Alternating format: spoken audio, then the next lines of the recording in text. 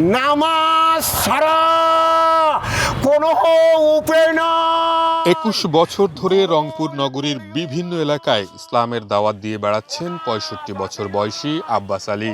গায়ে সাদা জুব্বা, মাথায় সাদা টুপি, হাতে একটি বাঁশের লাঠি আর মুখে হ্যান্ড মাইকের মাধ্যমে প্রতিনিয়ত এভাবে রাস্তায় ঘুরে ঘুরে অন্যায় কাজ থেকে বিরত থাকতে ইসলামের দাওয়াত পৌঁছে দিচ্ছেন মানুষের কানে।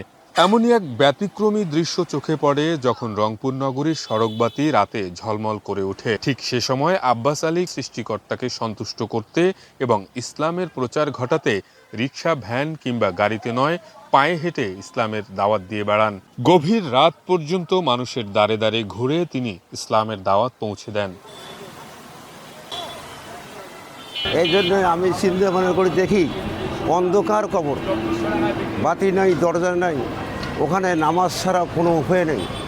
এই জন্য আমি আল্লাহ পাকের আশা করছি, আল্লাহ যদি যতদিন হায়াত থসে অতদিন পর্যন্ত আমি ইসলামকে এইভাবে জন্য আল্লাহ পাকের জন্য দাওয়াত দিতেই থাকি।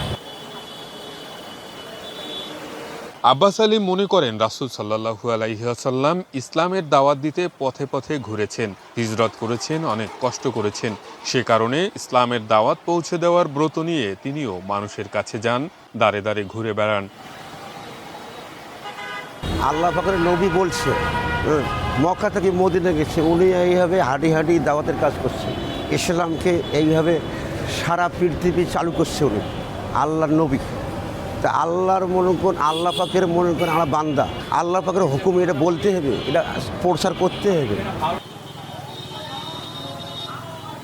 ইসলাম প্রচারে অনেক সময় বাধার সম্মুখীন হতে হয় আব্বাস আলীকে। তবুও তিনি রাত ৯টা থেকে গভীর রাত পর্যন্ত দাওয়াত দিয়ে বেড়ান।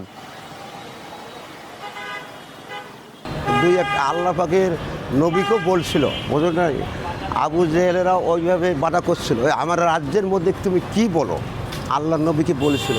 আল্লাহ নবী বলছে, না তুমি কি বলো বলো, আমি এটা আমার আল্লাহ পাকের হুকুম, এটা বলতে হবে। আব্বাস আলী মনে করেন প্রত্যেকটি মুসলমানের সামর্থ্য অনুযায়ী মানুষের কাছে ইসলামের দাওয়াত পৌঁছে দেওয়া কর্তব্য।